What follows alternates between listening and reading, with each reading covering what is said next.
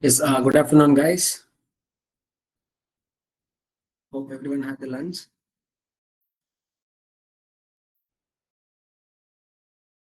Mm. Yes, good afternoon. Good afternoon. Yes.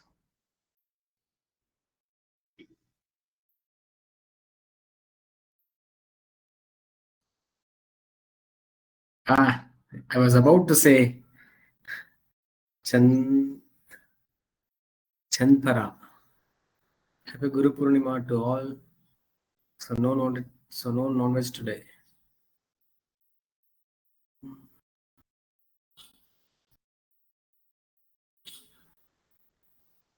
Yes, you can enroll, but given you will be allowed to only enroll for one course, okay, one project. So make sure you select the best one of your choice. Okay.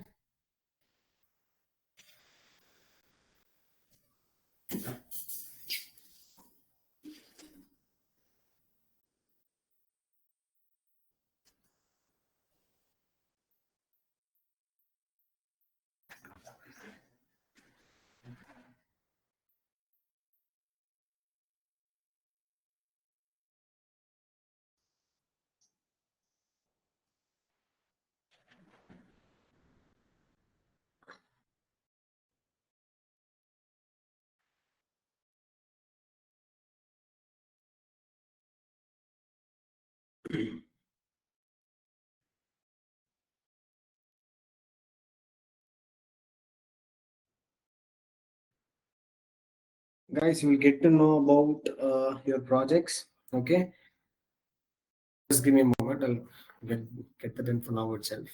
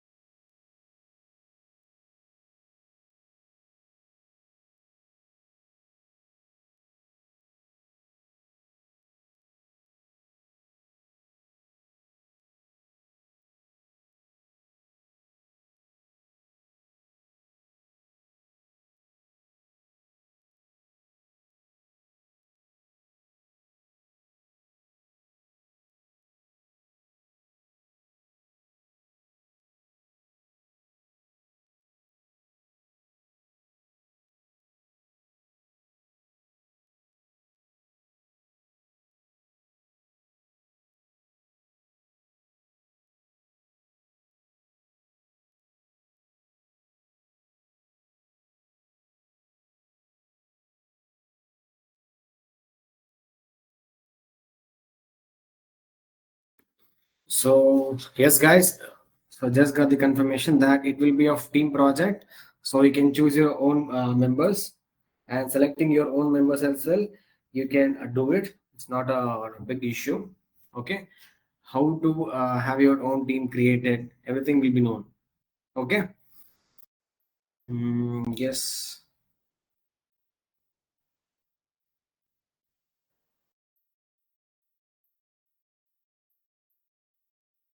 Yes, Kushi, what did you not hear? Yes, Prasad, not a problem. You can create, I think, maximum of four four students in a team. Okay, each team can have four people. Okay, and how to create the team and all we will get to know in the coming week. Okay, we will also provide a video as well for your reference.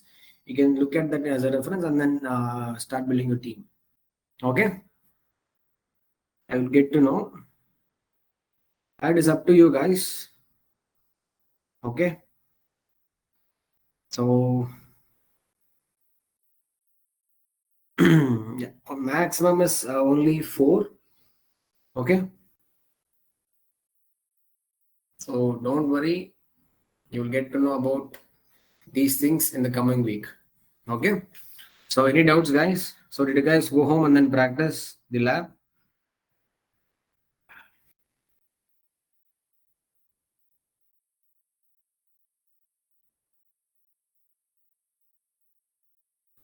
I think you can do it individually if you're not able, if you're not okay with forming a team. Okay.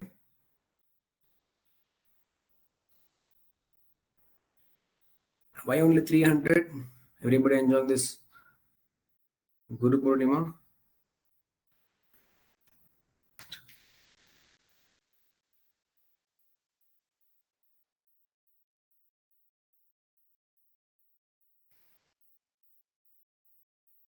Yes. What is your query? So even send it a message. What did you send? Okay.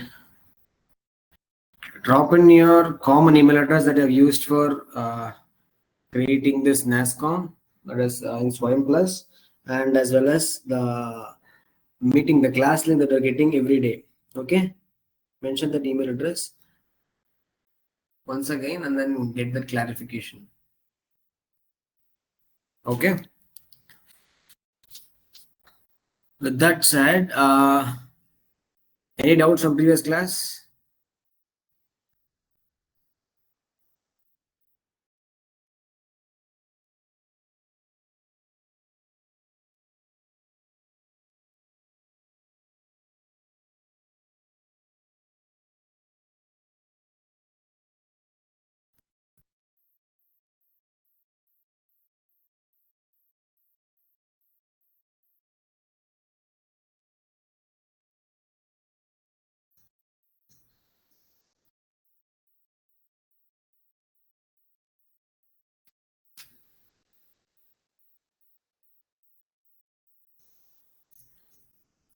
Yes, guys.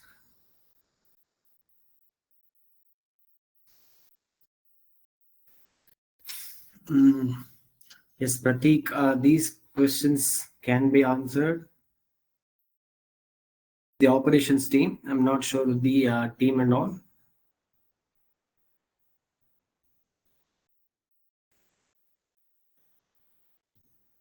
No, you, since everybody are in Telegram group and all, right? So you'll have friends, right? So you can build your own team. Get to know how to create your dream. It's not an issue. Just get into our platform, mention that email address and the details, then you can directly select them as a team member. Okay. Now, having said that, so I told you we are going to start about transfer learning, right? Yes. So until last class, we learned about a CNN, and we also did on and went on with fashion MNES dataset. And I did upload the same thing in our Google Drive for a reference. So in this class, we're going to study about transfer learning. So any idea, guys, what is this transfer learning? Excuse me.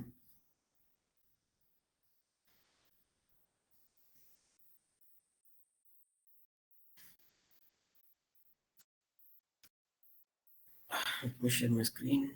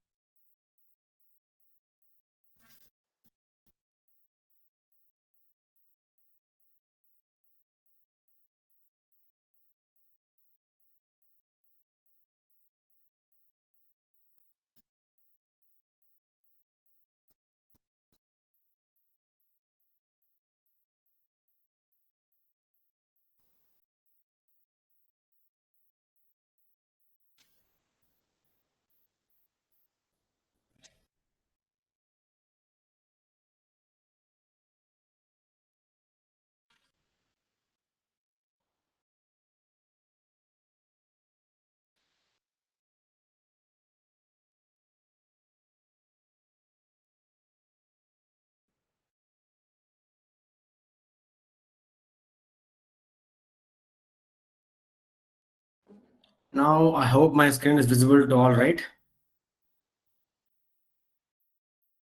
Yes, sir. Okay. Thank you, Pratisha.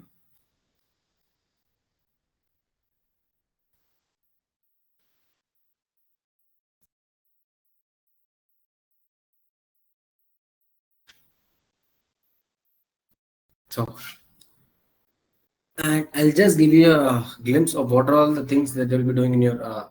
You can choose between machine learning model, machine learning, or deep learning. Okay, it is up to you. Okay, these are the domains where you will be doing your project.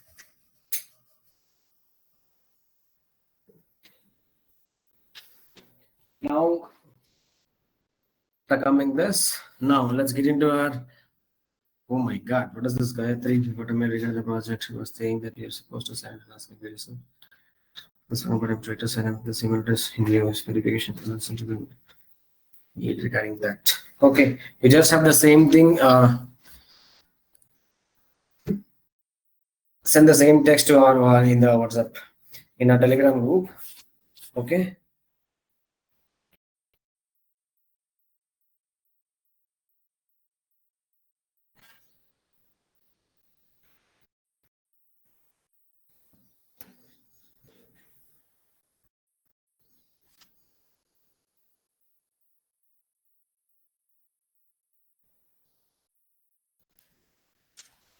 Hello, sir. Yes. Actually, about this NASCOM and the projects and the attendance and all the email IDs related issues, they are posting it in a Telegram group, and operation team is also working on it, and it's taking little time. Okay. But they are solving it all the issues slowly. Okay. Yeah, the same issues they are posting here also. Okay, guys. I hope everyone have heard. So Okay, our operations sir. team is working on it. So please give us some time. That is what I'm saying, right? Until the next week, nobody will have any kind of problem. Okay. So our team will make sure you're not going to have any issues with the credentials or with the projects. Okay, by Monday. So please have some patience. Okay, you will all your problems will be solved. Okay. So having said that, so you're able to see this transfer learning, right? So what is this transfer learning? Okay. Yeah. This is transfer learning in deep learning, isn't it? So what is this transfer learning? Yes, guys. So what do you understand with this term transfer?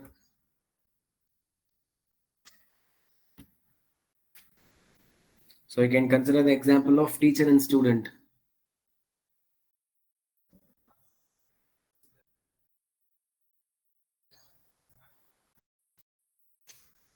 Or you getting into any kind of coaching and in any kind of sports coach in coaching academy.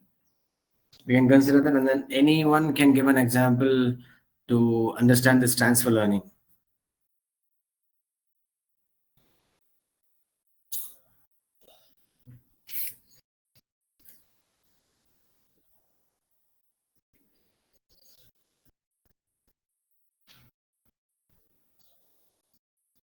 Yes, guys. So, any responses, guys? Where you can come up with this transfer learning? So, what is in the word itself? We're having this answer, right? You're going to transfer. You're going to move. You're going to use some of your data from some other person. Okay. So, use a model like ResNet, train on millions of example. Correct. Jeet Patel, commonly used by taking a pre-trained model, okay, that has already been trained on a very large data set for a specific latex, okay, using as its starting point, okay, for architecture, no problem to use its learning. Yes, absolutely correct. So now let's consider an example so that you will understand this term transfer learning. So you will have this two options. Okay, let's consider this. Let's consider you want to become a master chef. Okay, so in this case, so let's consider you want to be so proficient in baking, like in pastry industry, in pastry chef. Okay, like cooking pastry cakes. What is that? Bun sandwiches, everything. Okay, so in this case, you have two options. One is what? You have to learn all by yourself, okay, without having any kind of help, okay, where you will need to start learning how to chop vegetables, okay, and what are the like how to like for if you're going to get into pastries and all, you need to know about the temperatures. What is the oven temperature that you're going to consider, and the time management for each of yours, and the presentation. How like the last presentation is very very important, right? So how are you going to do it? If you're going to start from scratch, it is going to take a lot of time, isn't it?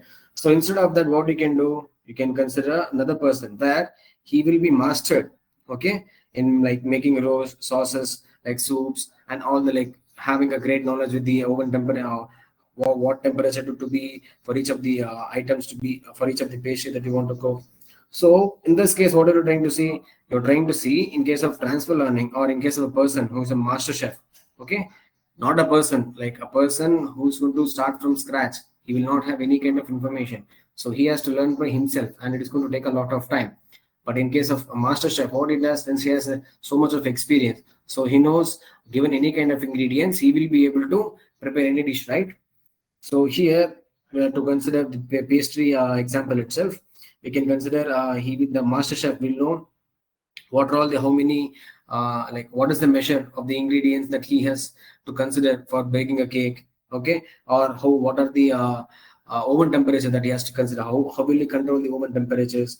And coming to the like lastly is plating and then presentation, it also does affect a lot, right? So similar way he will be so proficient in that. So the reason that I'm telling about this master chef is it is similar to transfer learning. So instead of starting from zero, so what this master chef is going to do, since he has been transfer, he has been learned a lot of things in the at the start itself. So what he will do, he will use those knowledge to the advantage. Okay, given any given any kind of small ingredients as well, he will be able to prepare it because he has been got that knowledge from some person, either it may be himself or some other person who has taught him to how to cook.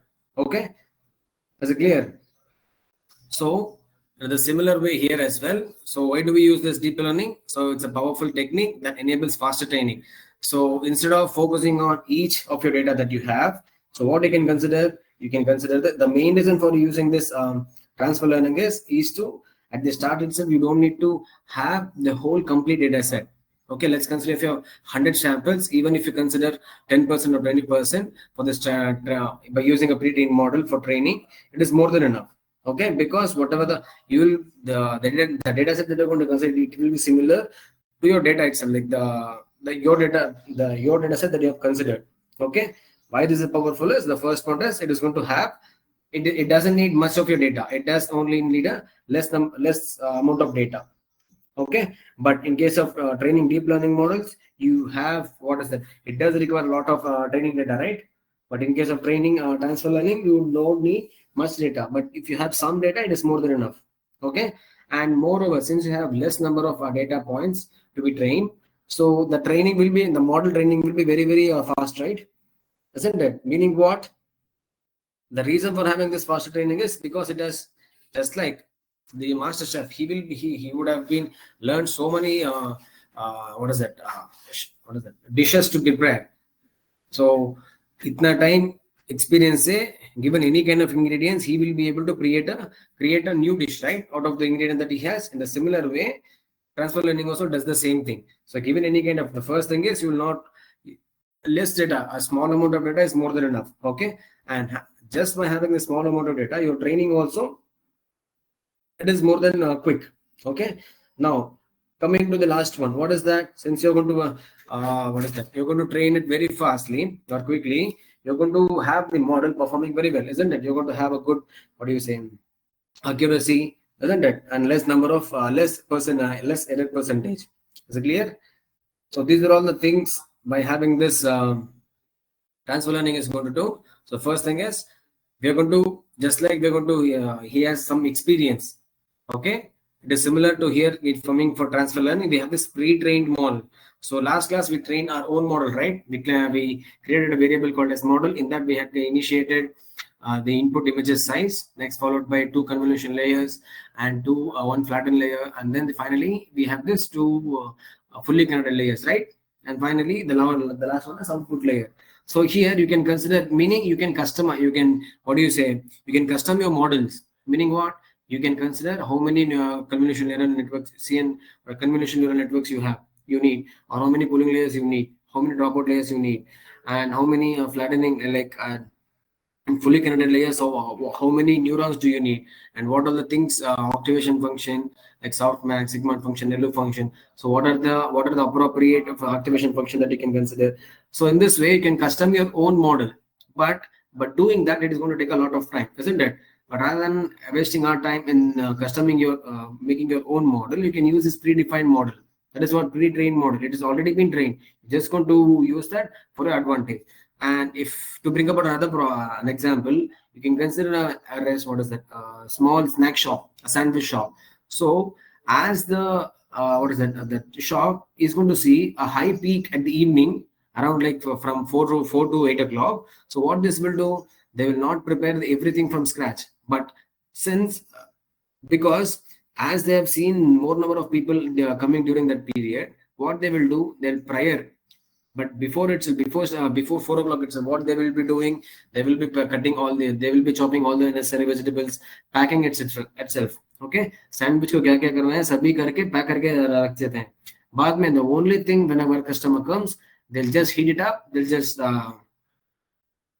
roast it up and then give it to you, isn't it? Here the training is, what is that? The output is very, very quick, right? And it is also efficient. The similar way we're going to use this transfer learning model as well. That is pre-trained model. Is it clear? And you will be able to see applications in image recognition, natural language processing, and then speech recognition. Okay, so if image recognition is there, right? Because in pre-trained model and all, they will be trained on millions of images. Okay, so as they have been trained, so given any kind of images, it will be able to predict a class or generate an image.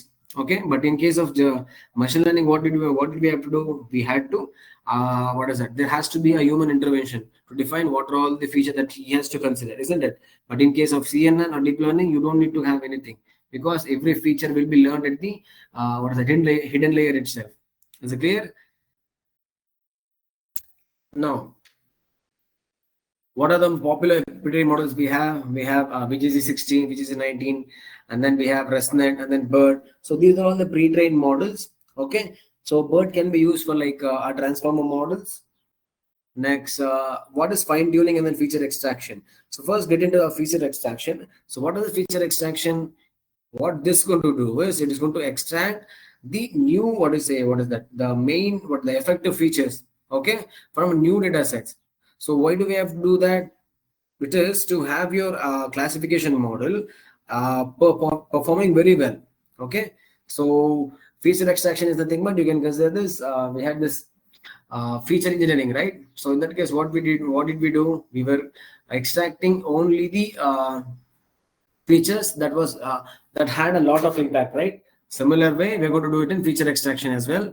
And coming to fine tuning. So what does this fine tuning is? It's nothing but, so initially you would have trained your model, okay, and after at the last you might find some more error percentage or less accuracy. So in that case, what you can do, you can go back and then tune it, just like you're going to have a guitar, and if that perfect sound or the rhythm is not coming, what you'll go and then tune it, right? The similar way, what this is going to do is you're going to go back and then update the weights, okay, or you might change some parameters, be it the learning rate or any verbose or anything. Is it clear? And to understand this fine tuning, you can understand with an example of, so initially the student, one way of traditional way is he learning. Let's consider a student wants to. Let's consider Yesh wants to learn how to play cricket. Okay, he has two options. One is learning by himself, and the other one is he getting into any coaching academy. Okay, is it clear? So he getting into coaching academy is nothing but he will have a person who's going to already be trained. So he's just going to use that and then use that to his advantage and then learn all the possible skills, isn't it? So by getting into that academy, so what this coach will do, he will be training him, isn't it? So once he's trained, he will be seeing a lot of errors. he will be making a lot of mistakes. So hence, not to make that mistake repeated once again. So what this coach will do, he will go back and then practice him more, right, in a particular what is it a skill. Similarly, what we're going to do is we're going to do this fine tuning only to adjust the parameters so that we will have a good accuracy and less error percentage. Okay. Next, what are the advantages of transfer learning? I did tell you, right? It is going to reduce a lot of time and it's going to improve the performance. And the last important thing is the first thing is it's going to reduce the efficiency. Okay. So what is the efficiency? So initially, if you want to process, okay, if you want to process a image data, if you let's consider you have 1 lakh images. So to train this, it will definitely going to take a lot of GPU, right? Graphical processing unit, not CPU, because since it is an image, it needs a lot of graphics, isn't it? So hence, this by considering the transfer learning, what it does, it will not train the whole data set, but instead it's going to it is going to train what is the 10 to 20% of the data. Okay, and making this, what we'll do, you're not going to we will not be using much of computational power. Okay, meaning of we will not be using GPU. Okay, so the main advantage of using this is the training time will be very less and it's going to improve the performance, because as you already has the model in your hand, you just have to put that in the output layer. Output mein kya what is it, depending on your use case, you have to choose your respective classification model. Okay, now coming to the applications, we have image recognition, natural language processing, and then medical imaging. So image classification is what is mainly used to classify images. Next, we have this. So given any kind of application, if you want to classify between cat and dog, men and women, so to understand that, you're going to use transfer learning. Here, you will not be giving all your configurations at the starts or anywhere, but you will be using a particular pre-trained model, which would have been worked on these kind of images. Okay, so next we have this BERT and then NLP. What is it? BERT, it's a model. Okay, bidirectional encoder, recorder, recognition, and then transformer. So that is the abbreviation. So what it's going to do, it is going to not only look at one side, meaning one way. It is going to look at both the ends, bidirectional. So given any prompt or given any sentence, it will be able to trying to collect the information from both the ends. Okay, so last one we have this medical imaging. So as you will not be able to see, what do you say, a lot of images in the medical. Let's consider you had COVID-19. Okay, in the COVID era, we didn't have much of the images, right? But given some kind of patterns or only small amount of data, you were able to generate a new data, isn't it?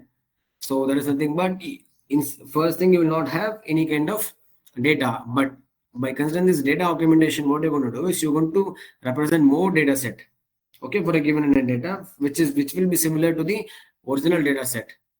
Okay, so these are all the applications of transfer learning. So in transfer learning, we're going to use a pre-trained model. Okay, and then here as well, what we're going to do is, at the start, we might consider using we will not be using all the data set. So, and moreover, we will not be using the convolution layers as well. Convolution layer as well. So, depending on your application and use case, you can choose the respective pre-trained model for your use case. Okay.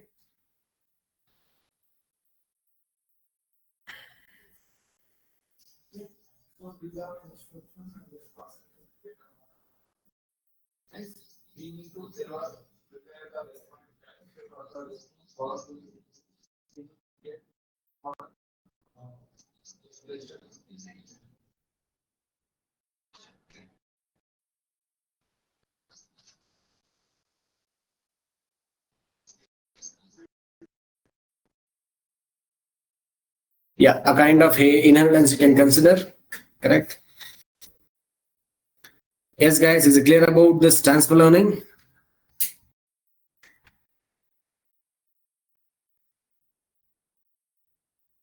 Just confirm that. Is it clear? Or you want me to repeat any kind of topic?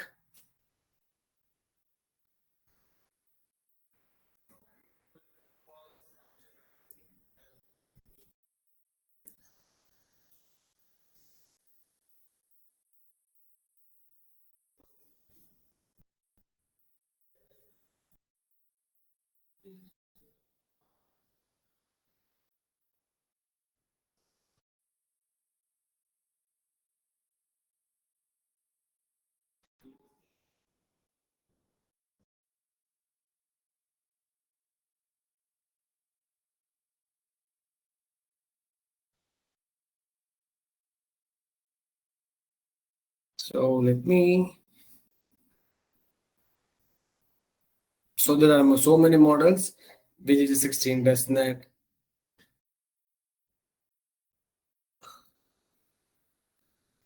AlexNet.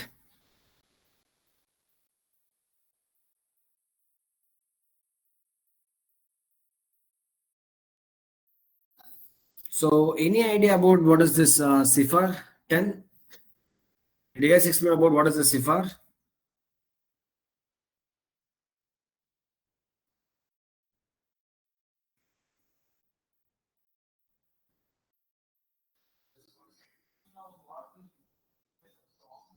Yes, guys, please explore. So it is also kind of data set where you will have images, okay, and these images will be of 10 categories, and the categories might range from horse, what is it, horse, dog, truck, ship, bird, automobile, and a couple of more. Okay, and moreover, this will be likewise. We had this MNES, right? So it is of 28 cross 28, right? But in case of this one, we will be having 32 cross 32 cross 32 cross 32 pixel size. Okay.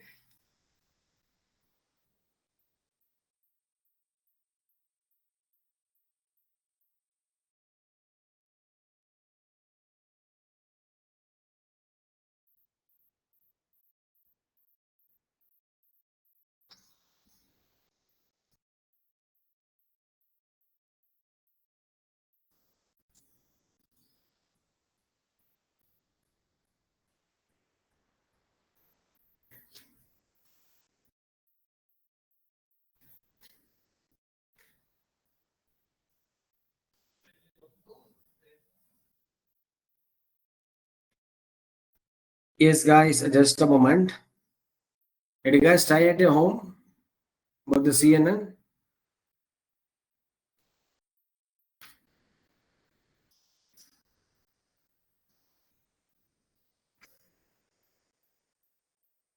Yes, guys. If you have any kind of stories, just let me know. In this 5 minutes, I'll give 5 minutes.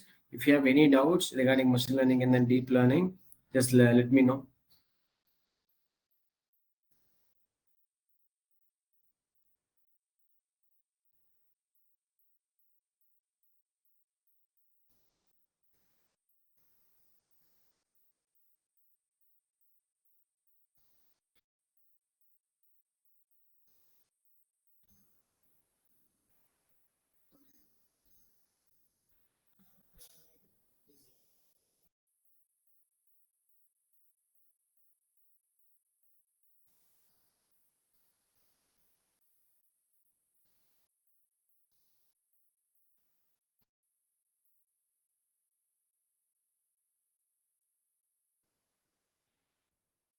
Sir, Code in Collab was asking me to download some libraries.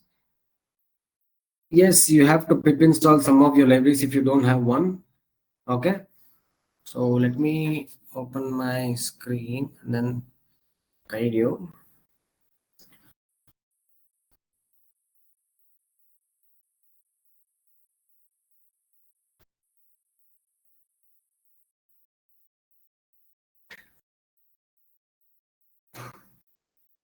So let's start doing it quickly.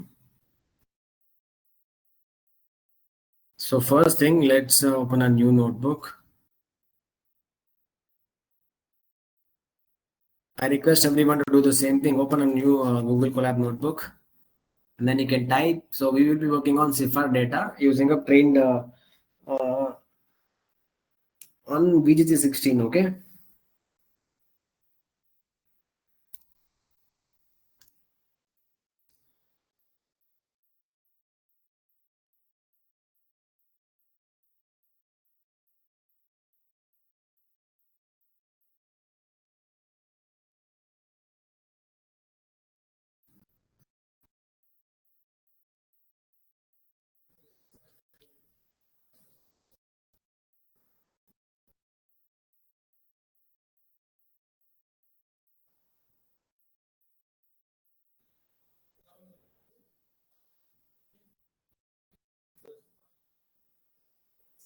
So in case of VGC16, So what we will be having is you will be having around 13, I think 13 convolution layers. Like we had 2 layers right yesterday, convolution layer. But in case of VG16, you will have 13 convolution layers and 3 fully connected layers, and then you can consider 19. Not, yeah, you can consider 5 pooling layers.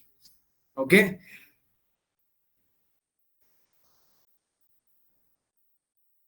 So make sure you also make a note. Yes.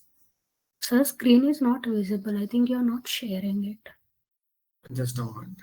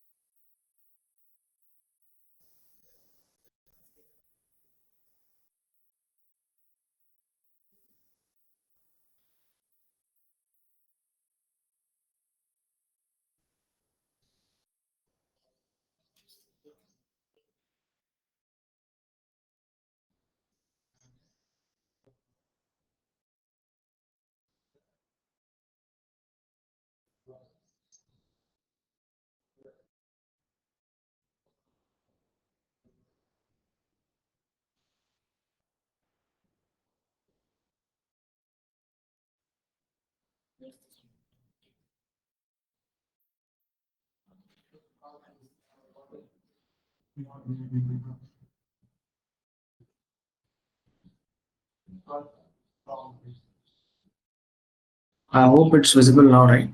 Is it? Just a moment. Technical. Yeah. I hope it's visible, right? Yes, sir. Okay. So let's do some transfer learning.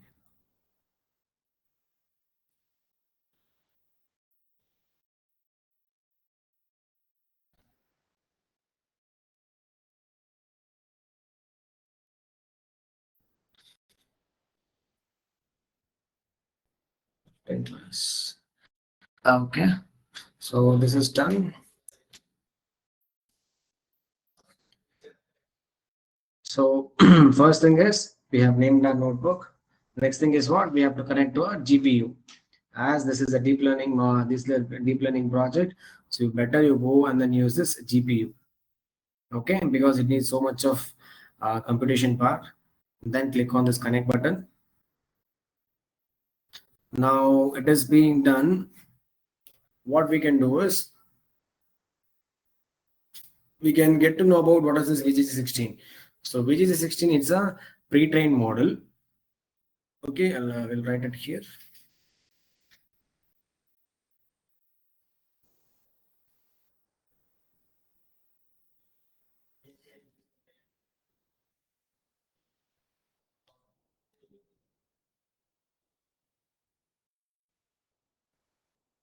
So what this will have is, I think it will have 3 convolution layers.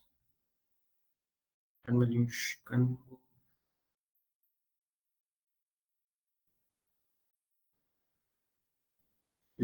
layers.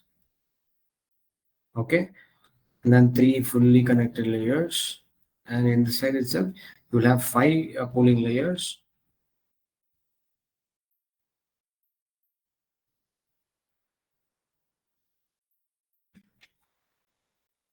Okay, and then you will have 3 fully connected layers.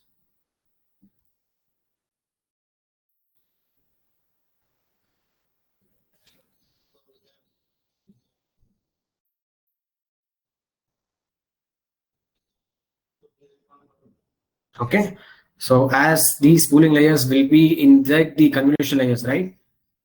Isn't it? You will be having a feature. My first thing is you will have your input images, and that will be in terms of pixels, and these pixels will nothing but the values between it will be pixel values between 0 to 255. But since we're going to consider normalization, because as we need to consider a scale of a range of values, we're going to consider the pixel values between 0 to 1, isn't it?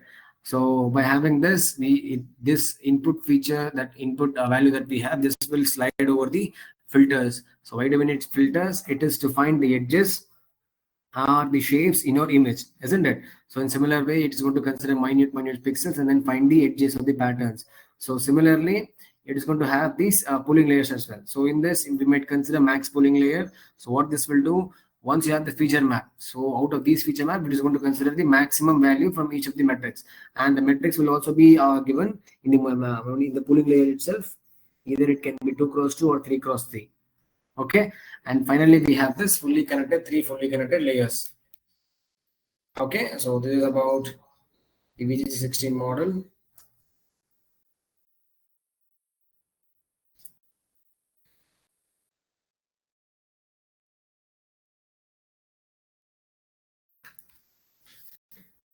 Okay, now let's get into our coding part. So first thing is what? We have to import all our necessary libraries, right? So let's type in as importing this. Everybody knows, no need comments now. Let's go to import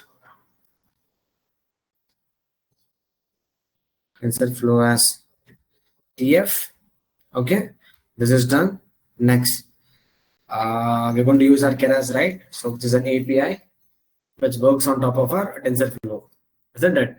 Now, from TensorFlow, okay, we're going to import our Keras. Okay, I hope it's clear. So now, since we're going to work on with our what is that, vectors numbers, that is array, meaning whatever the input images that you have, that is nothing but the pixel values. These pixel values will be arranged in the form of arrays. Okay, so to compute that, we're going to consider this numpy as np. This is done. Next, last one is we'll try to plot some charts today. So matplot live, yeah, not pyplot as plt. So this is done. Okay, now let's run this. So this is done. Now, if you also want to find out your TensorFlow version, okay, what you can do is you can use this fstring method, fprinting. So you can use this for print. So in the f, you can have it within specified this one, yeah, within columns. So here you can mention your output text. So in this, what do you need? You will be, so if you want to have this what is it, f printing statement, what you have to do is you have to enable the printable statement within the flower bracket. So here I'm going to consider tf dot underscore version. Yeah, that's it. Let's print that. So we are having 2.18.0. So what will happen is, let's consider I have an old laptop. Okay, in this I might have a particular library, be it for NumPy or be it for anything. Okay, you might have one version. Okay, and your friend might have another version. Okay, so what if one of your friend finishes the project and he's going to share the same code to your friend? Okay, and now if he tries to do the same thing in his laptop, he might have some issues with the versions. Okay, to not have any kind of version conflicts and all, so what you need to do is, it's better you have a virtual environment created. Okay, so for this we don't need much. So what we can do is, let's now get into our CIFAR data. So to import our CIFAR data, so let's go to our, lastly let's add a text where we are going to load our data. Loading CIFAR 10. Okay, so everybody knows about CIFAR. I forgot to show you, just a moment. So it is an animal image. Let me,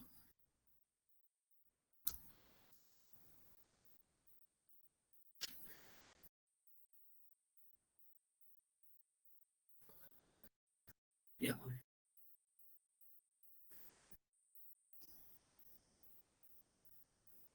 I hope this is visible, right? So what does this data is going to have? It's going to have images of airplane, automobile, bird, cat, deer, dog, frog, horse, ship, and then truck. Okay, so these are all the images that that it has been already trained.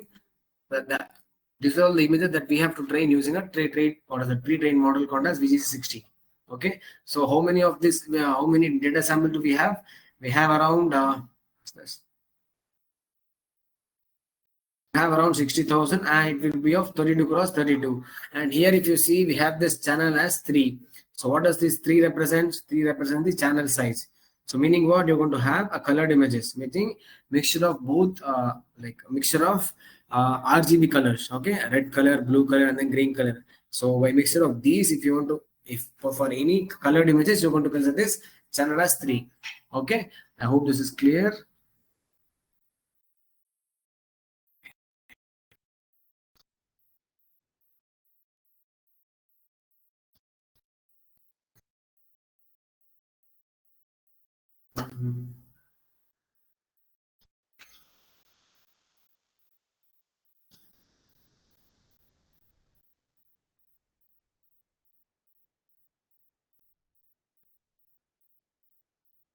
I hope it's clear, right? There's chat. Yes. I hope everyone are doing it right. Can I get a confirmation in the Q&A or at least in the emojis with the emojis? Everyone are doing along with me? Yes. Or is it just you're waiting so that you'll get it by the end of the session? All right. So please start doing it. So, okay. So this is done. So how are you going to load it? So to load it, we have this code, right? So what is this? So we have this, yesterday we had this, right? So we're going to go and then train, first open our bracket, and inside these I'm going to have my training, what is that, training data and training labels. So training data, training images are nothing but the input variable that I'm going to have. Training labels are nothing but the outputs. Okay, just like we had xtrain and then xtest, right? Similarly, we're going to have it here as well.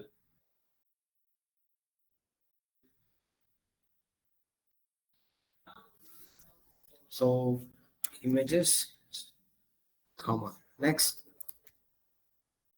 we're going to have labels as well.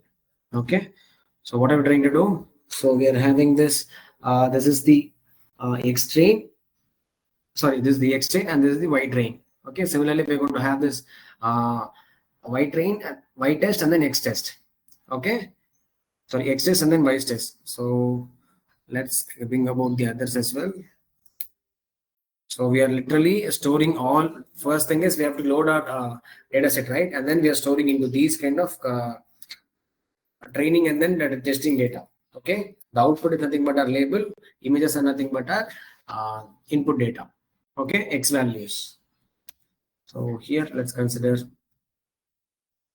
testing images as well. Okay, and test labels.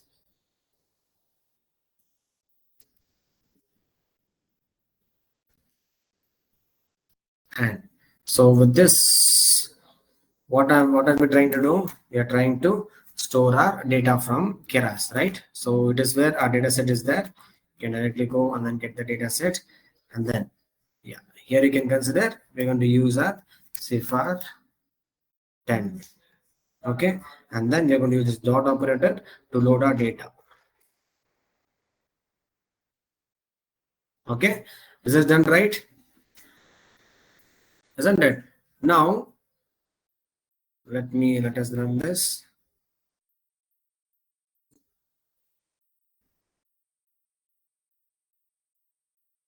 It's going to take us a bit of seconds, because as you're having so many samples data from this, it's going to take a bit of time. So don't worry. Now I've told you, right? Let's do another thing. So I would have told that we have to consider a small data set, isn't it? Out of not considering a large data set of your whole thing, you can consider a small sample, right? So in this case, what we're going to do is we're going to consider a small data set, small sample. Okay, so why do we need to have this small data set is because you can have your training done very quickly, and it also does reduce your training time. Next, you doesn't need much of computation power, you doesn't need more of GPUs. Okay, and it does. See, if you have so many data in your hand, humongous huge amount of data, it will be, you might have some overfitting and then an underfitting, right? So to not have this, what you can do is you can have a less number of data. Okay, by having this, you're going to literally prevent this overfitting. Is it clear? So to have all these things, we're going to consider a small data set. So how are we going to do it? So we are going to do it using this one. So see here.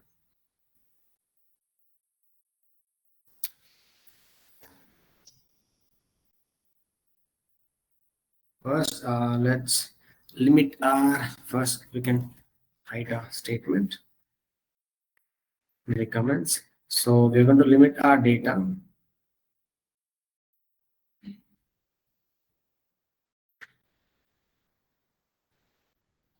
A data set is of CIFAR.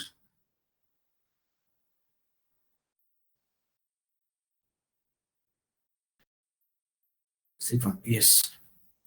Okay, so it is going to be exactly like the what is that? It will be similar to our CIFAR data itself. So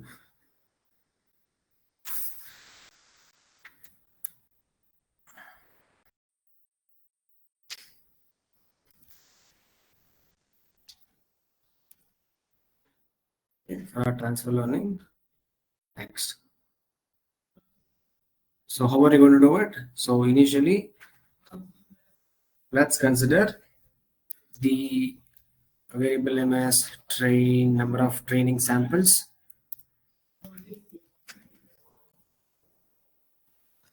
Okay, so it can be around, we can consider, let's consider 5,000. So this has around 6,000 images, 60,000 images. So out of those, we can consider, for training, we can consider 5,000, and for testing, we can consider around 1,000. It's just a sample, guys. Okay. So this is done. Now, these are whole data set. Now from these, they have to split. Okay. So how are you going to split? You're going to consider your train images equal to. So from where are you going to do? So you're going to go to your train images. Okay. So initially you would have split here, right? At the start. So you're going to go here and then take where you're going to take until. So we had this slicing concept, right? Isn't it? So we're going to go to our first this data set, and then we're going to have everything until where 5,000, isn't it? We can directly mention here colon 5,000. Okay, but instead what did we do? We did create a variable and then stored our value here, isn't it? So similarly we're going to do it. So what am I trying to do? I am trying to first get a sample of 6,000 images, where I've split 5,000 for training and 1,000 for testing. So in this also, what I'm going to do, I'm going to have only this much, right? So in this, for training images, what I'm going to do, I'm going to have everything starting from first image till the 500 image, 5,000 image. Similarly for training labels as well, and the output for the training, and for testing images as well, testing inputs, and then testing the labels. That is the target. Okay. So herewise, this is how I'm going to do. So one, this is done. What are the next thing? So make sure, guys, why do we need to do this? Why do we need to have this? Because it does it. What is that? Since we're going to use our pre-trained model, so it is better to not consider the whole data set, but a sample from your whole data set. Okay. So one, this is done. So what we can do is we can go and get into our next thing. So what is this? We have done. We have our data in our hand. Now, what are the next thing we have to get on with? Pre-processing, right? So let's give a type as pre-processing. Okay. So in this, so the first thing that we are going to consider is, So last class also we came up with normalization, right? So why do we need to have this normalization? It is to prevent the bias, okay? Not having bigger like different values, like one value might be 1, another value might be 250, 255. If you have these kind of things, you will not have a good amount of data, good quality data. So instead of that, your model might overfit, underfit. Okay, to not have these kind of things, what you can have a range of values between two values. Okay, and where each of these values will be between these values and scaled or normalized easily. Okay, and moreover, since you have these two values itself, your activation function also doesn't have to work much. Okay, doesn't don't what is that? Will not be stressing more on the activation functions. Okay.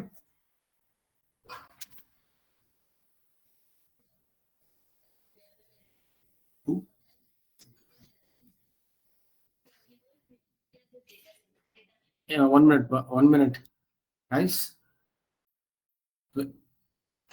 Surya.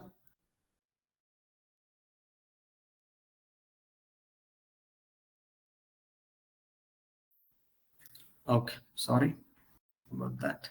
Yes. So in this, let's consider our first thing as normalizations. So here we're going to normalize meaning it will be range would be between 0 to 1.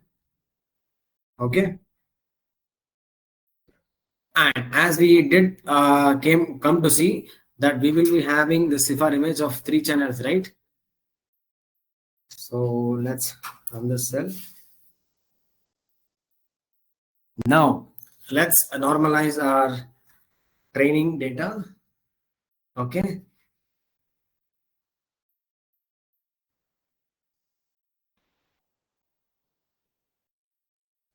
with this normalization, so here I'm going to consider 255.0. I'm going to have this floating value itself.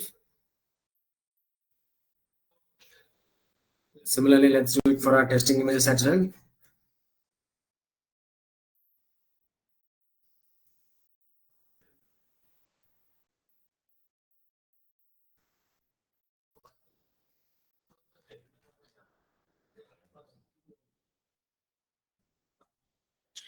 Okay, so we are done scaling our normalizing our data set, that is the training data set. The inputs, meaning the input that we are going to have. So let's do this. So this is done. Now, after having done this, next, let's get into our VGC16 model.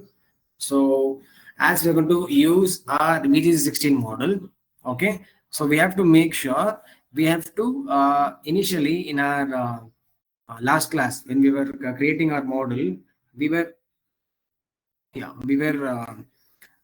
specifying the input image, right? In image का कितना size रखना है, pixel size कितना रहना मतलब, right? So in this way, we do also have to, since we are going to learn about this VGC16, we do also have to mention the image size as well. Okay, so for that, what we have to do is let's have this.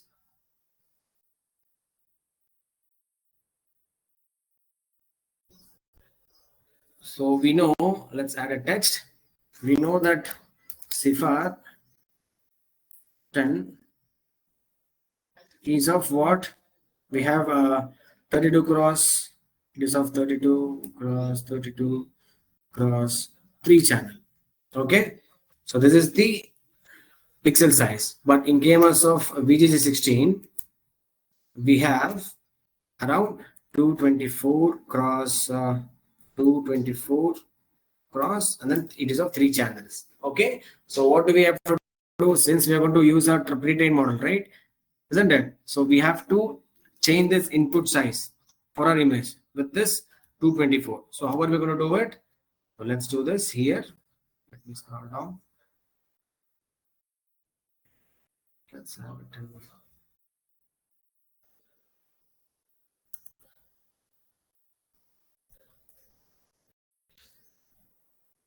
Okay, so how to do it? So let's see, resize it. So we can get our training. What is that? Whatever the output that we are going to have after reshaping, right, resizing, let's have a name it as something like train images are resized. So we can have, yeah, train images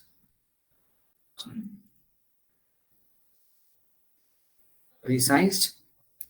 So in this, let's go to our TF, that is our TensorFlow, because, and moreover, I forgot to mention, so whatever the input that we're going to have, right, it will be in terms of tensors itself. So what are these tensors? Tensors are nothing but the inputs, like the NumPy or the NumPy arrays that we have, right?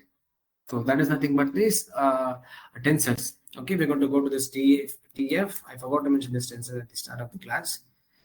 Okay, so we're going to resize. With what? We're going to resize our train images, right? So we're going to go and then call our variable name called as train images. So with what pixel size we have to change the width 224, right? So we can do that. Okay, so this is done. Now similarly we have to do it for our testing data as well, right? So let's have this. Yeah. So what did we do? We did really change the size of our image to VGG16, isn't it? Because initially the CIFAR size dataset it was of 32 cross 32, but since we are going to use this pre-trained model where you will not have much training data, we have to we have to mention the input size, the input image, whatever the pixel size that we have, that we have to mention here as well. Okay, so this is done.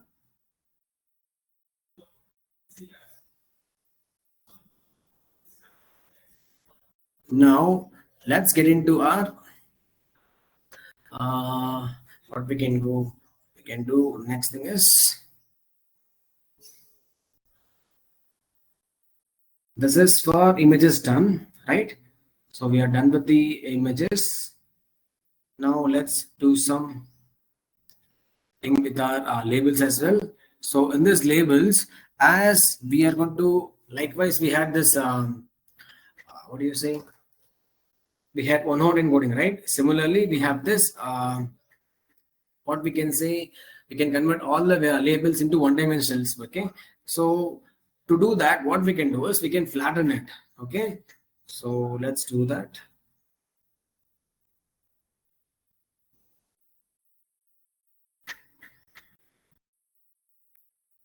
So we'll give a name as converting the labels.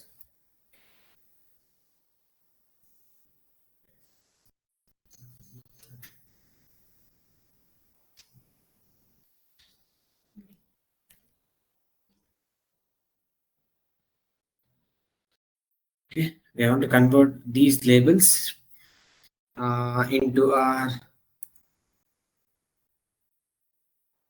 one-dimensional. Because why do we have to have that? Because in our what do you say, in loss, what do you say, in our, since it is a multi-classification, okay, we have to make sure our loss function will not have much problem. To have that, what we want to do, we're going to reshape our labels as well to our cross entropy.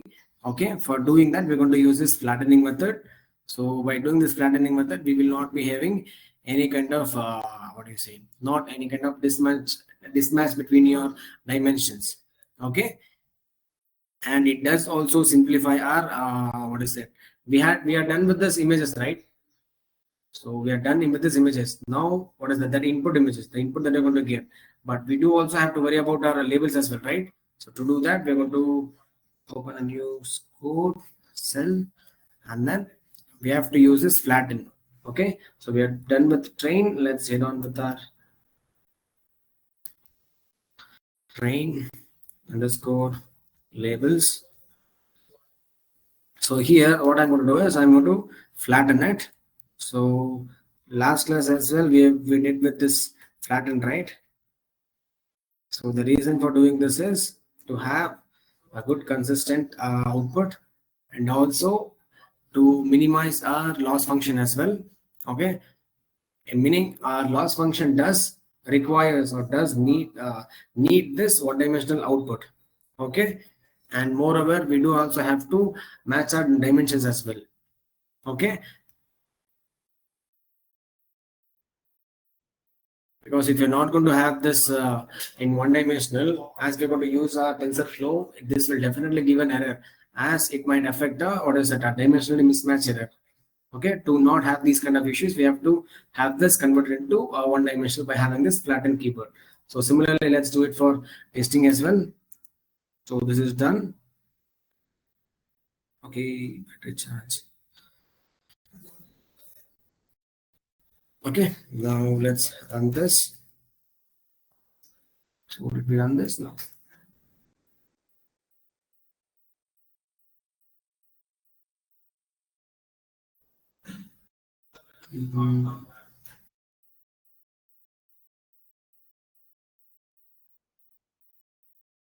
This images has no attribute.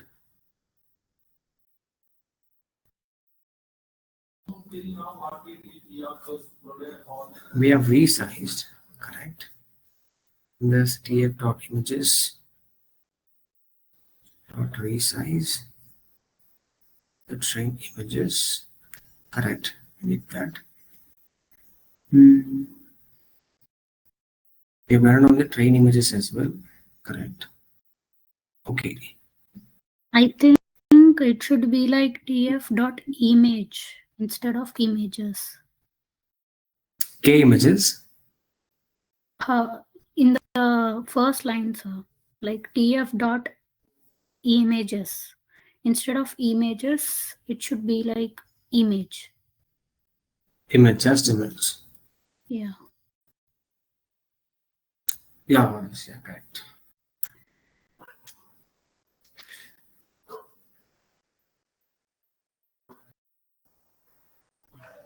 Yeah, thank you, Pratisha.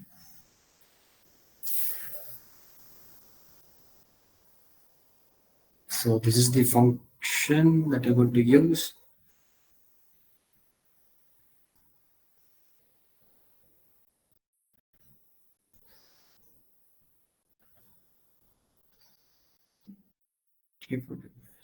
Yeah, this.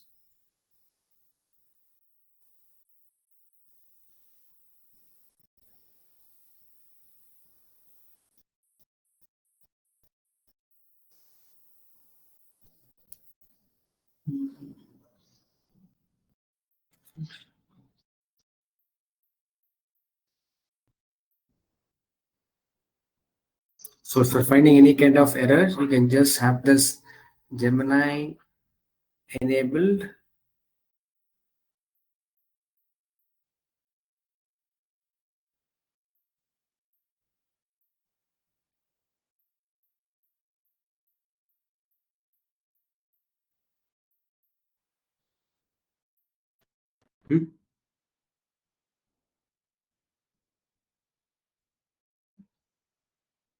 Like it indicates CPU ran out of memory while trying to. Oh my god! So my GPU is gone.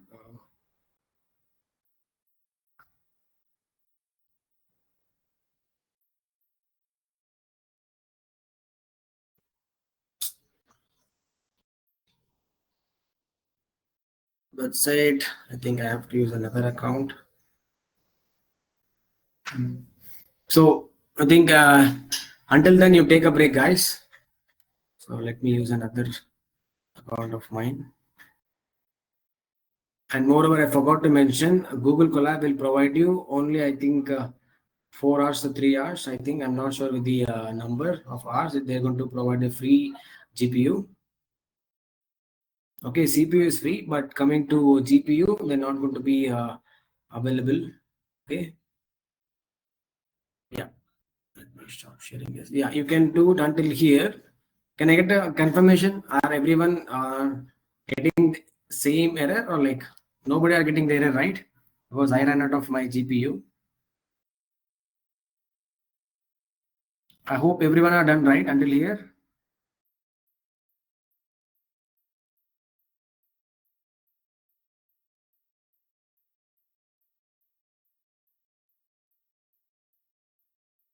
Let me check this. Yeah. Before that, have the break and then come. Yes, we have done. No, I'm not getting any error like that. Okay, I think my GPU is gone. So let me open another Google account. Yes, guys. Until then, you take a break for 5 to 10 minutes, and then we'll be right back. Okay.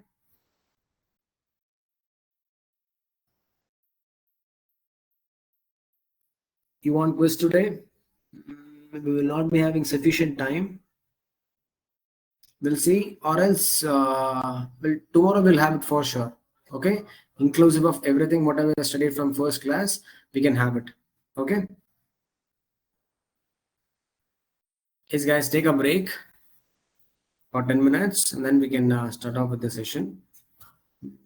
Okay.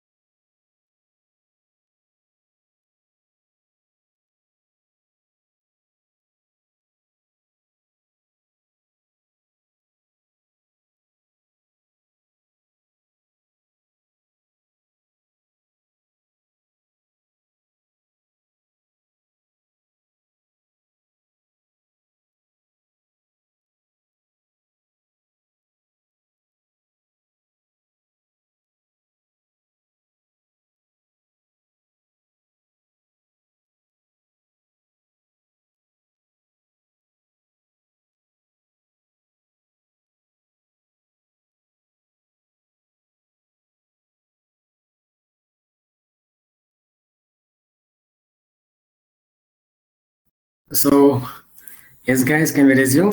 I'm using another account. Okay. Are everyone back?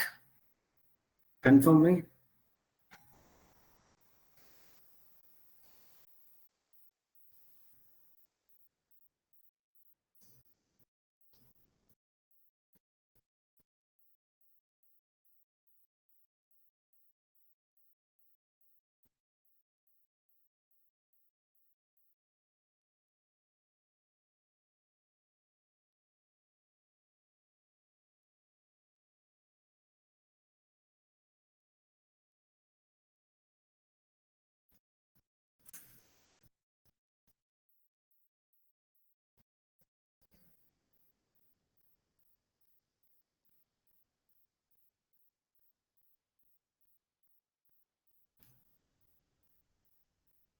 Yes, okay. So let me share my screen.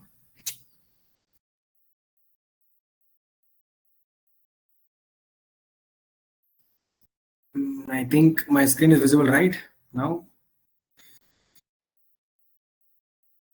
Yes. Yes, sir. Okay. Thank you, Pratisha. Thank you, everyone. So as I ran out of my GPU. Okay. This one. And let me go to change it to black and white theme.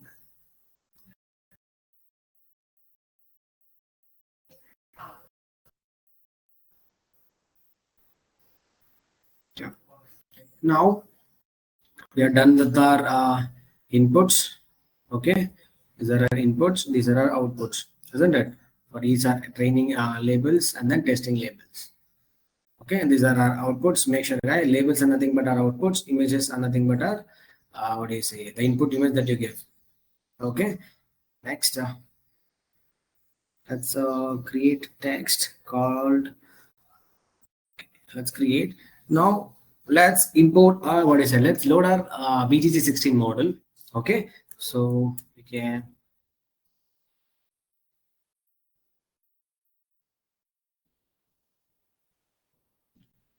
Excuse me. Yeah. Let's load our BGG16 model. So how do you going to download it? So first, I'm going to create a base model. Okay, so first let me give all the code and then I'll explain each one. So I'm going to go for the Keras and then get my BGG. So go to my application as well. And from this, I'm going to click my BGG16. Sorry, has to be capital.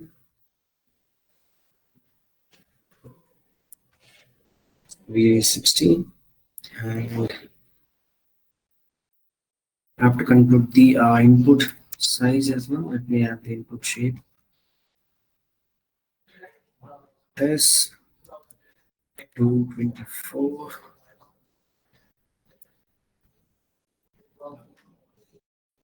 of 3 channels. Okay, so this is done. Base model, let's open. Yeah. Yes, this one. So what is this base model? So what we are trying to do in this code is we are trying to use our data set. That is the model that we have in that country.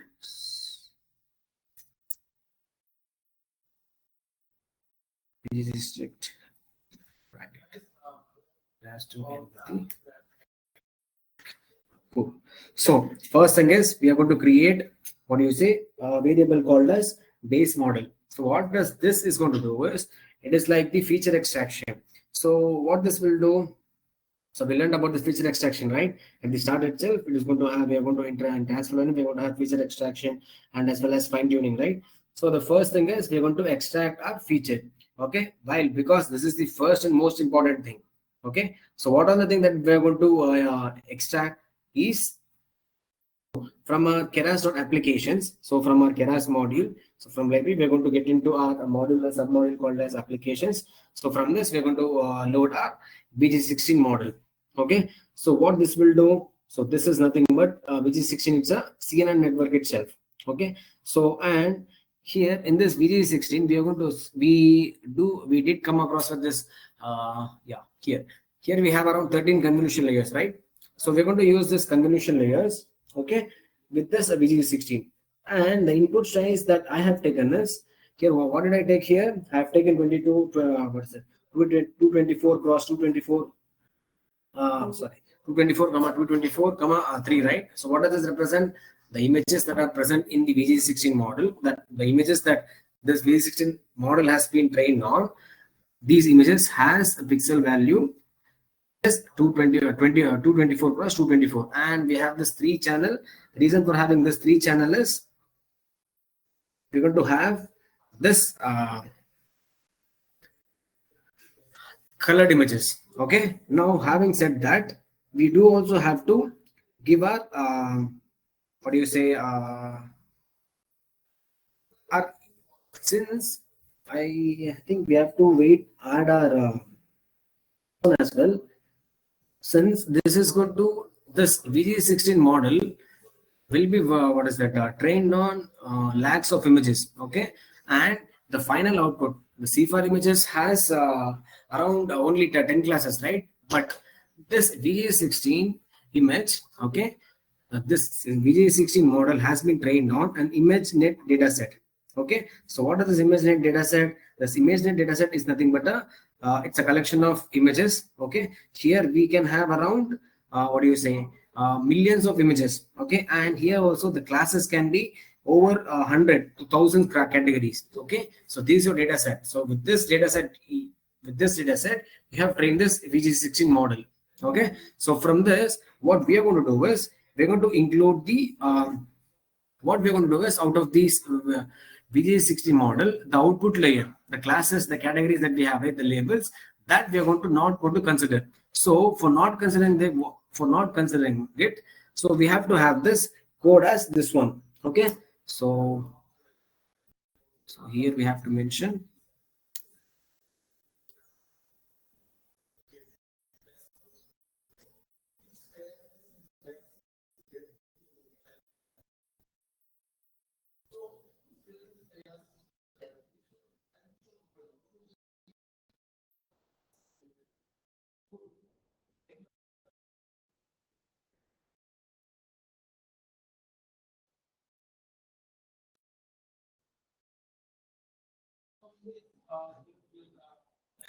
I think it's we are going to mention the input include the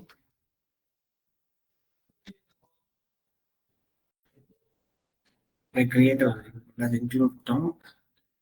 Okay, from this, so since we are not going to consider all the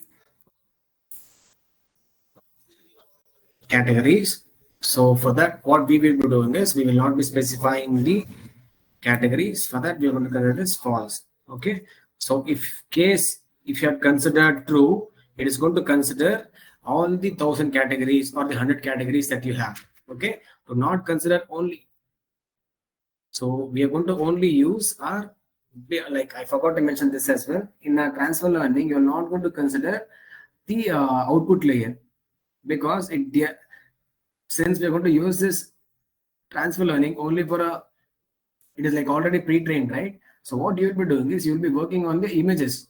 Okay, but you won't care about the output images, because you will have that new task, isn't it?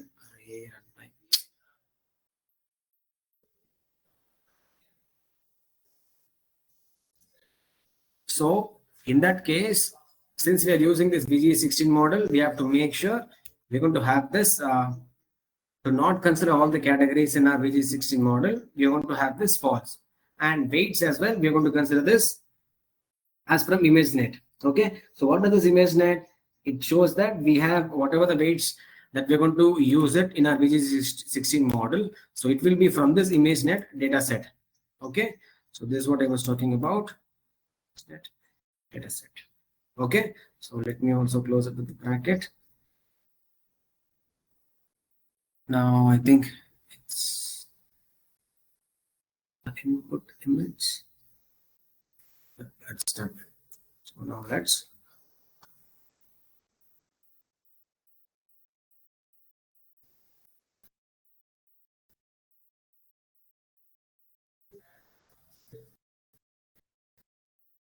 input shape. Here we have considered it's 254. Yes, again, I forgot to mention the comma. No, it's correct. So we have loaded our PGG16 model, okay, which is a trained model, a pre-trained model. So here we have considered this include top as false. So what does this represent is we're going to consider only the convolution layers. Okay, we have 13 convolution layers and then 3 fully connected layers, right? We're going to consider that. Okay, so in case of here, the weights will be from our ImageNet data set. Okay, so now this is done. So what is the next thing is, so we do also have to yes, read out. Just a moment.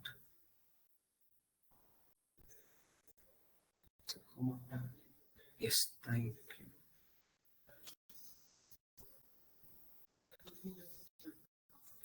Okay.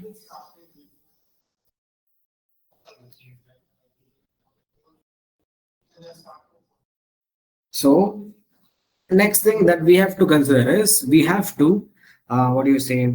We have to freeze our weights. So why do we have to freeze our weights is meaning to prevent the pre-trained layers. Okay. So since we have our different data set that we have, right? So what we will be doing is we will be preventing these pre-trained layers from updating their weights, okay, from the initial training itself. So from the initial training, what we have to do is, by doing that, what we can do is, we will be, as VGG16 has already been learned, right, from the massive data set.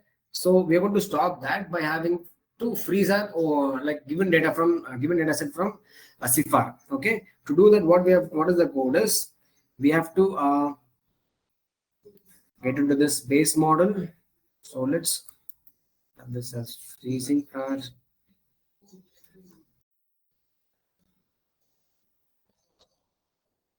convolutional, the base layers that we have, convolutional base. Okay, so why do we have to have that is, so whatever the what do you say features that are there in the CIFAR disk, that has to be, what do you say, since we're going to use this, what is it, VG16 features, right, convolutional layers will be used, but we don't want to use that.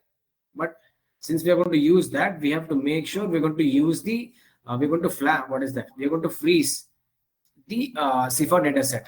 Okay, just for that. Next. So why do we need this? So we need this to prevent our, that preserve our features. Okay, that do a learn features.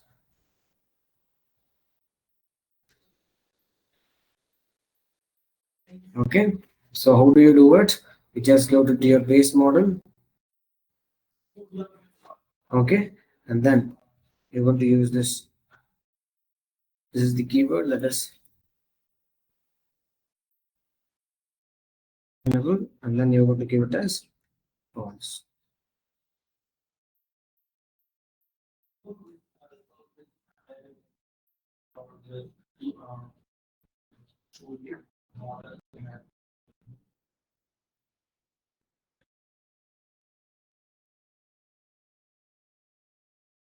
So what is this going to do? Yeah, this is going to prevent the convolution layers at the start itself, because it has already been trained, right? So we will not be going again and then training our convolution layers. To not have to have that, we're going to have a base model that has been trained with whatever the feature that we have made, right? We have to make them freezed. Okay.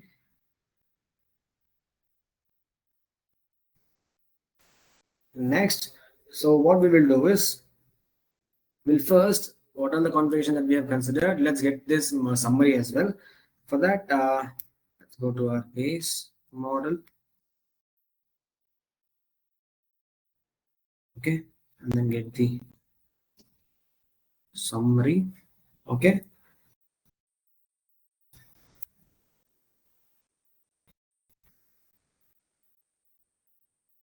No, you will be able to see what is your, what do you say, your VGC6 dataset is about. So here you are able to see input layers, and if you see here you have around yes, 1 2 3 4 5 6 7 8 9 10 11 12 13, I guess. I think I would have missed one. So it has the 13 uh, convolution layers, and then 1 2 3 1 2 3 4 and then 5. Yeah, so 5 pooling layers, and then 3 fully connected layers. So these are the parameters that it has got from each of the hidden layers, or like, yeah, from each of the layers. Okay, now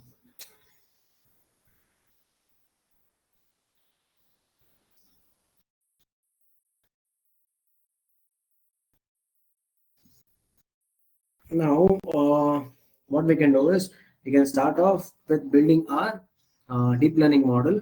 Okay, so let's start off with our, as we're going to use this, since first let's go on with our custom model. Okay,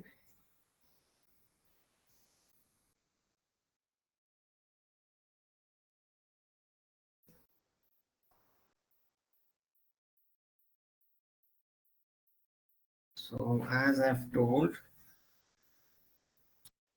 right, so we have freeze-star convolution layers from our this one, VGC16, because it has already been trained. Now let's run this VGC16 model. So we're going to build our classification model. Okay, so how do we do it? So first thing, let's get into our code part. So let's assign a variable called as model. So inside these, so what I'm going to go, I'm going to go to my keras, and then I'm going to consider the sequential,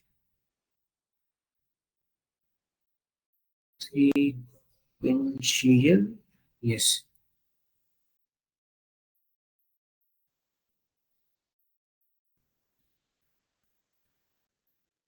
So inside these, I'm going to include my base model. Okay, this is done. Now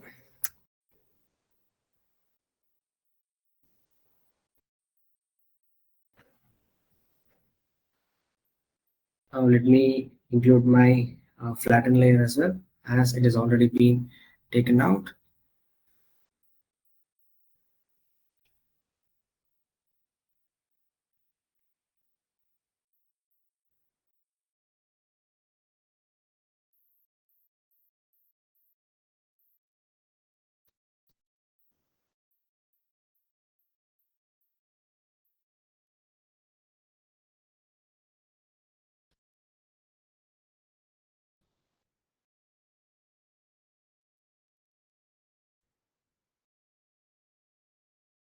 Just a moment, guys.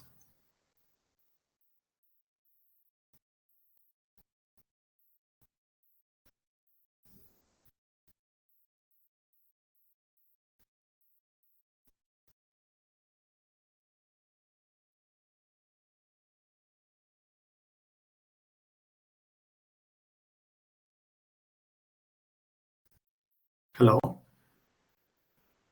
Sir, ఇది screen కనిపిస్తుందా? Just moment.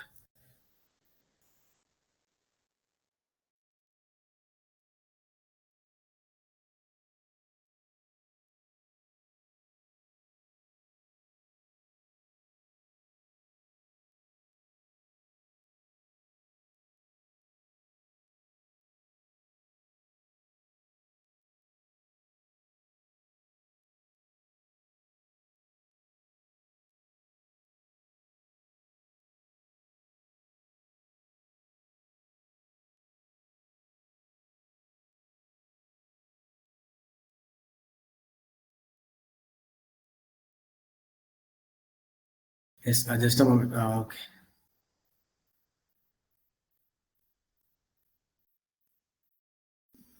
Yeah.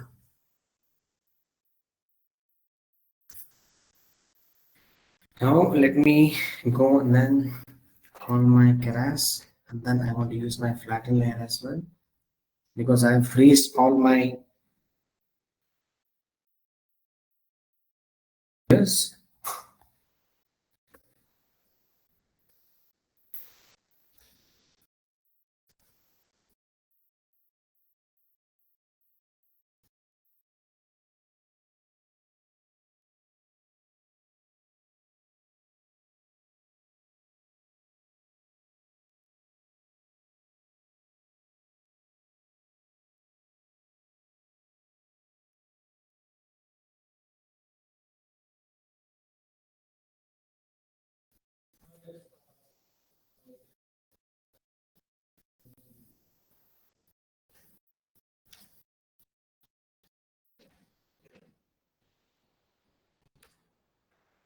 So let me also get my dense layers as well.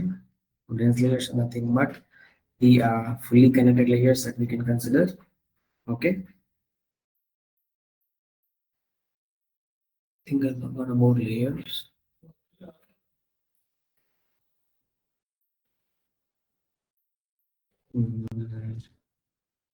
Layer start. Dense. Okay. And here let me give my neurons as 256 neurons and my ReLU. Okay.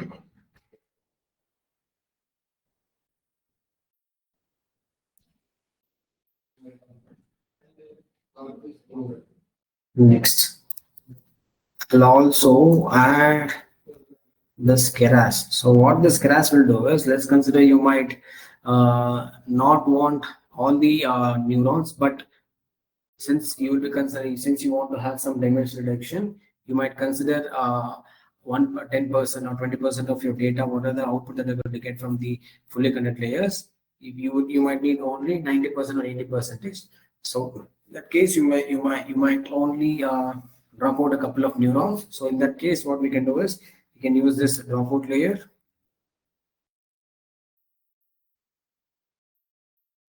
Okay, and then I'm going to consider around 50 percentage. What are the output that I'm going to get? Okay, so it is mainly to have, what is that, we can consider to prevent our overfitting. Okay, and whenever you're going to do anything with to, what is that, to reduce overfitting and not underfitting, you're going to, it's nothing but as a regularization technique. Okay, so next, at the end of our what is that, classification, we are going to have 10 classes, right? Okay, Sifa. So activation function has to be not ReLU but softmax. Okay, now this is done. Now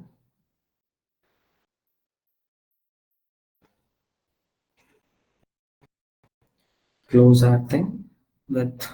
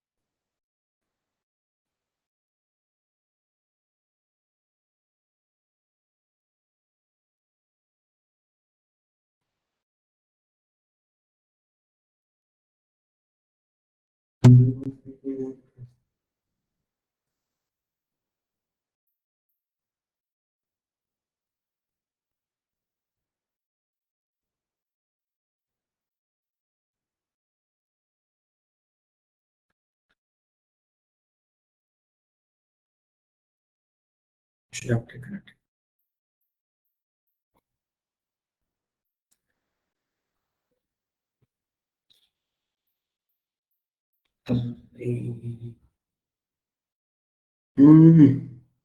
Next on.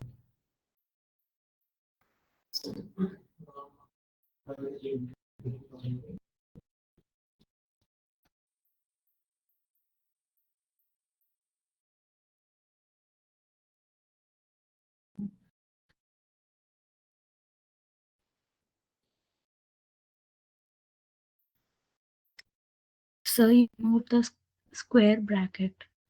Yeah, like I completely took off the whole thing.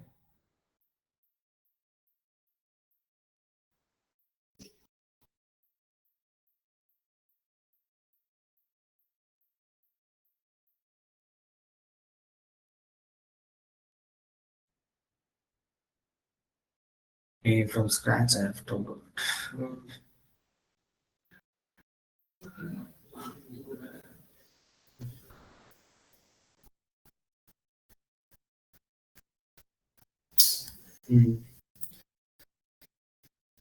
Okay, I hope I don't have patience to type it once again.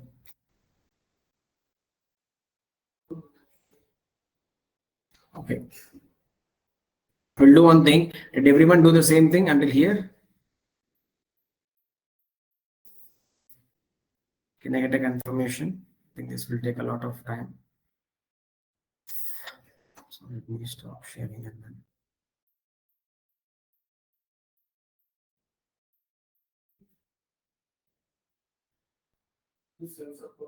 Okay, you have this here.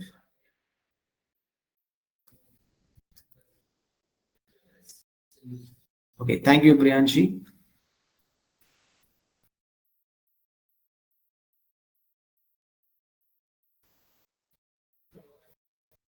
It's my notebook.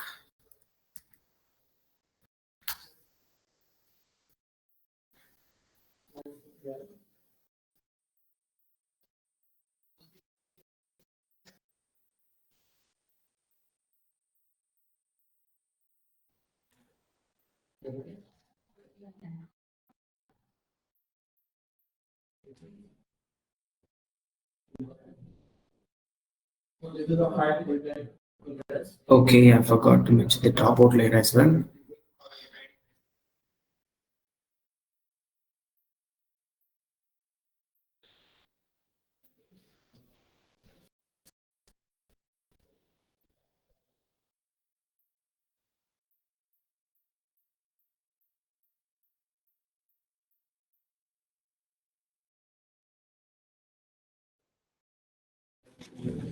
Can I start?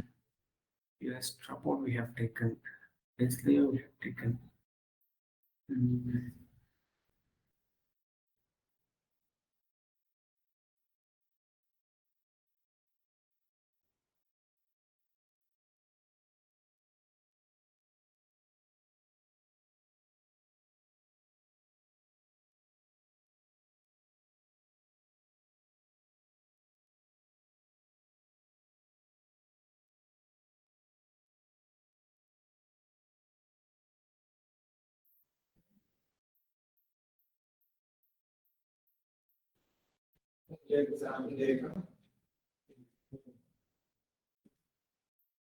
This is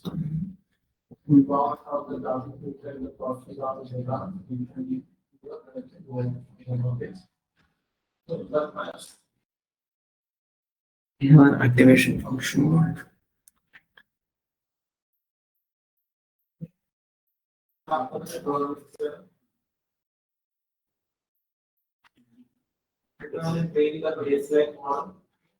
Okay, sorry. You have to have capital D.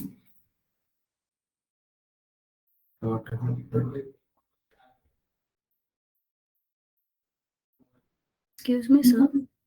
Yes, just I think you're not presenting the screen. okay, just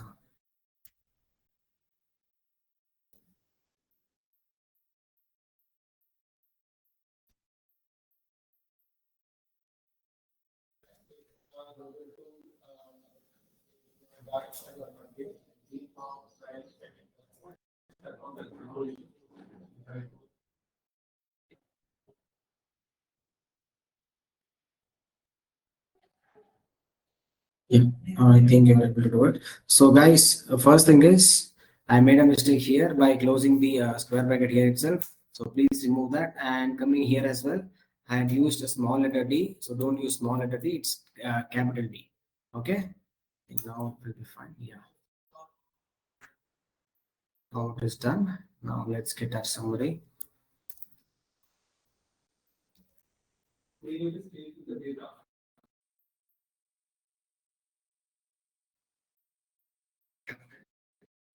This is done. Moving a dense layer, we have around 2570 parameters. Okay, so next time it is already 4 o'clock. Okay, so what I'll do is just a moment, guys. Hello.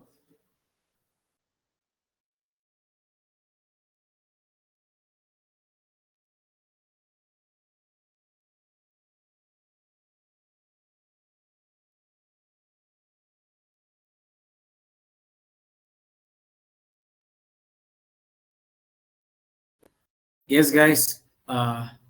Until here, hope everybody have done. So what I'll do is I'll be completing the whole training and then sharing it to you in our WhatsApp group. So please have a look at it and try it. And if you're having any kind of trouble, just do let me know. So what I'll do is first thing we are going to train it. Then feature engineering we have done it using VJ16 model. Next, the last thing also, if you first the last thing is you will not be getting a good accuracy. So to get a good accuracy, what do we do? What do we have to do? We have to fine tune our model, right? So fine tuning meaning you will go back and then change the weights. Okay, how do you want to change the weights? You might change the parameters like learning rate, batch size, the number of epochs. You can do all those things. Okay, by changing those, you might get a different accuracy. Okay, so what I'll do is I'll do that and then share it to you in the group in our WhatsApp, in a Google Drive. Please try it home. And if you're having any kind of, not in WhatsApp group, sorry, not in WhatsApp group, but in Google Drive, I'll try to upload it by the end of like by 6 o'clock to 7 o'clock. You can just refer that. I think doing this live coding in the class, it's taking a lot of time.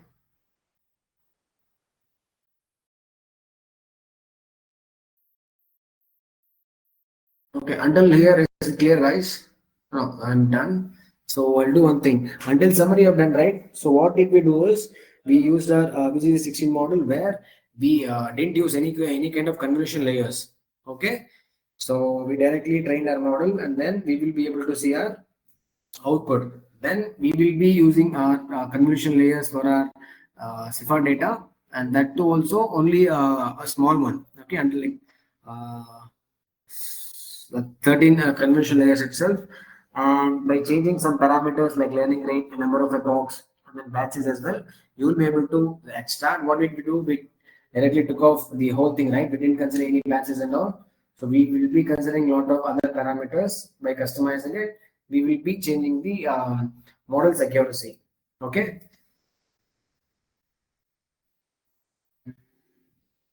First thing before everybody, what do you say? Don't worry about the coding part. But did you understand why do we have to use this transfer learning and all? Because training customized, meaning you customizing you creating your own model will take a lot of time. Okay, to not have that, you can create use these transfer learning models where you will directly be not doing any kind of training for your whole data set, but a sample of your whole data set, whatever you have, you will be training on that. Okay, and based on the training, you would be also considering multiple evaluation metrics like the accuracy, precision, and all. And you will also find this loss function as well. So if it is a multi-classification, you can consider categorical cross entropy. Okay, as we are dealing with multi-classification itself, and we do also consider have to consider optimizers. So optimizers are used to reduce the error by updating the by changing the by updating the weights in our each layers. Okay. So I would appreciate everyone to go home and then explore other models as well. Now we have only done with we have just started with VE16 model. There are other models like ResNet, we have BERT, we have Allah, what is that? Exception model. So there are so many training models, okay, pre-trained models. Just do have a what is that? Have a check on them, okay, so that you will have some good idea. And coming to the quiz, what I will do is tomorrow we will be showing you. First, let me do one thing. I'll definitely upload this whole code by today, and tomorrow I'll be showing the Flash deployment. Okay, how you can use this model and build a small interface, a small application, web application. Okay, so that will be your end project. So you will be whatever we have done. You will be training a model, and you will be predicting on a. The final thing is, given any new data, you have to predict the output, right? So that in case of coding, we need you to build a website, a small website. Okay. So that is the last thing for tomorrow. And if you have any queries, you can do let us know in the tomorrow's class itself. Okay. And regarding the team and all, you will get to know by end of this week. Okay. And if you have any kind of queries, just do let us know.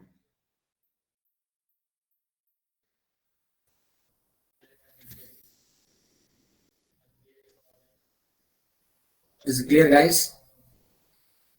Any doubts? If you have none, please confirm the same so that we can wrap up the session.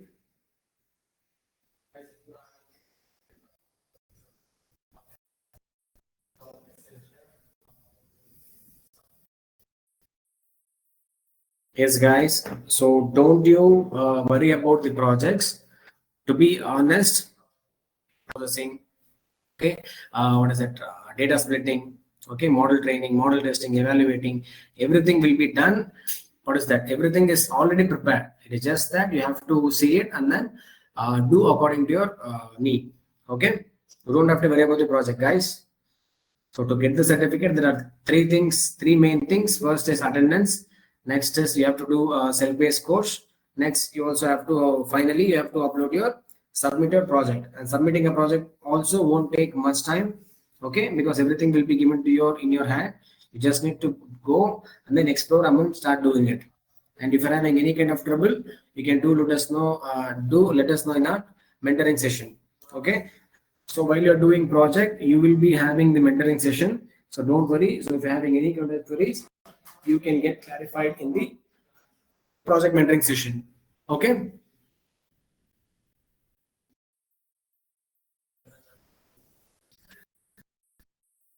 Yes, guys. Any questions?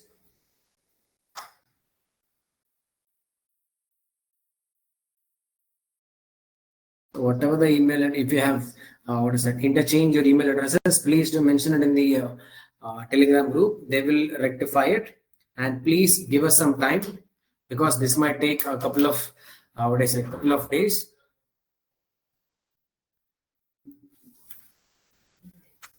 Our operations team are working on it to resolve these queries. So please give us some time.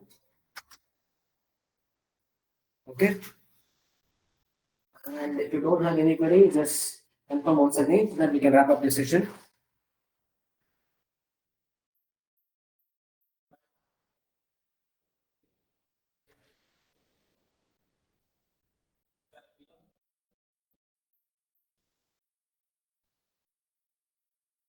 You want to add a serial number in the base model? I didn't get you. What is the serial number in your base model?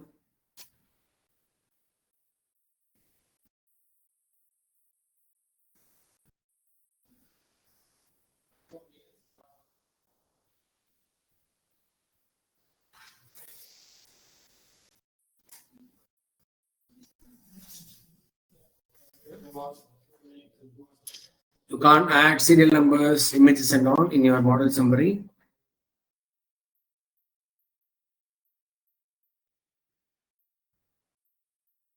Okay, guys. Have a great day. We'll meet tomorrow. Okay. Thank you, guys.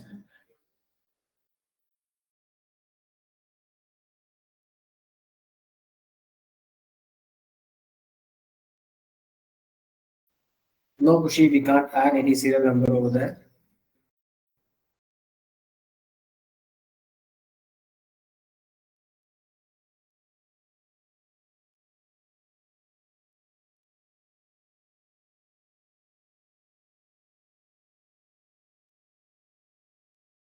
Okay, guys, thank you so much. I'm closing the meeting. Okay, bye-bye. Thank you, Pratisha. Thank you, sir. Okay. Bye, guys.